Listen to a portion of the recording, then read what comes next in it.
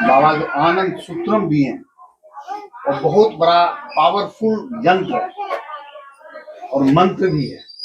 मैं जयपुर में था, वहां के एक बहुत बड़े मार्गी थे, बहुत बड़े मार्गी मतलब आईएएस ऑफिसर, अधिकांश लोग जानते होंगे मंगल बिहारी जी। तो हमारे बहुत क्लोज फ्रेंड्स थे, हम वहीं रहते थे जयपुर में। उनके घर के पास में ही आश्रम था, बहुत सुंदर, हाँ वहां रहते थे। तो उनके यहाँ मैंने उनको इंस्पायर किया कि हमेशा कुछ भक्ति भाव, अब बाबा का इतना ज्ञान है, कुछ करते रहना चाहिए। तो उन्होंने अपने घर में ही शनिवार को धर्म चक्र चालू कर दिया। फिर हम जाते आते रहते थे, बात करते थे, बहुत सारे लोग भी आते थे, बच्चे बच्चे। तो एक दिन मैं दादाजी से पूछा कि कुछ सुनाइए। तो सुना रहे हैं कि मेरे जीवन में, मतलब मंगल बिहारी जी जो आईएएस ऑफिसर हैं, उनको बहुत नॉलेज था, इंग्लिश का, हिंदी का, संस्कृत का विद्वान आदमी माने जाते थे। और आनंद मार्ग में कभी जब कोई बड़ा प्रोग्राम होता था तो उनको स्पीकर जरूर चुना जाता था।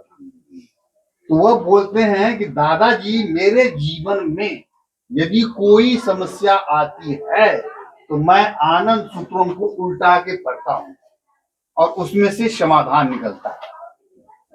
इसीलिए बाबा ने 3 शास्त्र दे दिए, एक दर्शन शास्त्र, दूसरा है समाज शास्त्र जो चर्याचर है, बहुत सारी चीजें लिखी हुई है। सब लोगों को चर्याचर पढ़ना चाहिए, हम अभी भी पढ़ते हैं, और जीवन वेद है उसको पढ़ना चाहिए। और जो है दर्शन शास्त्र, आनंद सूत्रम, समाज शास्त्र, चर्याचर, और धर्म शास्त्र, आनंद सूत्रम, ये आनंद वचनामृतम और सुभाषित संग्रह। तो ये जो सूत्र है वो आपको एक लाइन में क्लियर कर देगा। जैसे जीवन में कभी कभी बहुत बाधा आती है, बहुत सारी समस्याएं आती है, तो मन विचलित हो जाता है। लेकिन उसी में से बाबा का एक किताब पढ़ लीजिए, आनंद निकाल लीजिए, बाधा सा जिसुमना शक्ति स्थापित लक्ष्य। क्यों? तो बाधा का सबसे बाबा बोलते हैं कि वह तुम्हारे जीवन का एनिमी नहीं है और फ्रेंड है। क्यों फ्रेंड है? कि बाधा आने से सबसे बड़ा काम क्या होता है कि आपका माइंड निगेटिविटी की ओर नहीं जाएगा, ये जो अष्टपाद सदृभु भोग विलास दुनियादारी है उसकी तरफ नहीं जाएगा। आपका मन जो है बस उसी बाधा में पिसा जाएगा कतारी की तरह, और इसे ऐसा पिसाएगा जो बाबा का एक प्रभात संगीत उसमें लिखा हुआ है ना, चला रे पथी ये तो काटा, ये प्रभात संगीत गाता था, उनको पकड़िए, है ना। इतना बढ़िया उसको मैंने सुना और पढ़ा और समझा और एक्सप्लेन किया। उसमें लिखा है कि यदि दुख नहीं होगा तो सुख का कौन अनुभव करेगा, अंधकार नहीं हो तो प्रकाश का वेलकम कौन करेगा। इसीलिए जो बाधा आती है, और उसमें बाबा बोलते हैं कि बाधा आने से आदमी मजबूत बनता है। इसीलिए बाधा का कोई ये नहीं है। हम लोग उसको, हम यदि साधना करते हैं, कीर्तन करते हैं, तो हमको इसमें देता है, शक्ति देता, शक्ति।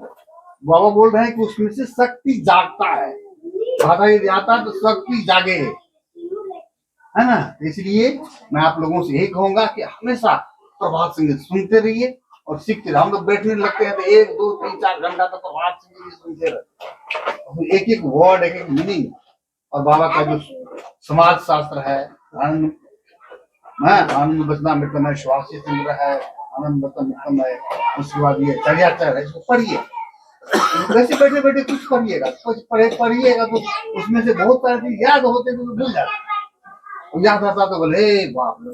जैसे जीवन वेद है, मैं बचपन से पढ़ रहा हूँ और 100 बार पढ़ूंगा, फिर 100 बार पढ़ता हूँ, जो है ना यम नियम का जो है संतोष।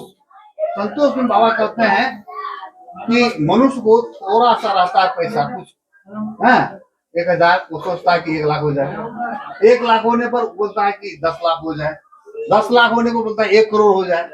बाबा और बोलते हैं 1 करोड़ होने पर वो चाहता है कि अरबपति बन जाए। फिर अरबपति बनने के बाद जाओ अरबपति से पूछो मालिक कैसे हो, वो बोलेगा किसी तरह से दिन गुजारा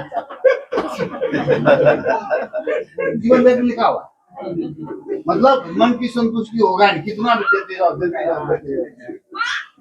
ये है बात। इसीलिए साथ दीदी बोली, दीदी को और 2-4 लाइन बोलना चाहिए, वो बहुत संगीत गाती है, कीर्तन करती है, बहुत अधिक से अधिक आप लोग प्रभात संगीत करिए, कम से कम 100 तो प्रभात संगीत आपको गाना ही चाहिए, तो उसमें प्रभात संगीत में बहुत सारी चीज है, आपको ऐसा रसगुल्ला की तरह स्वाद आएगा, है ना। खाना पीना छोड़ दीजिए, उसको गाते रहिए।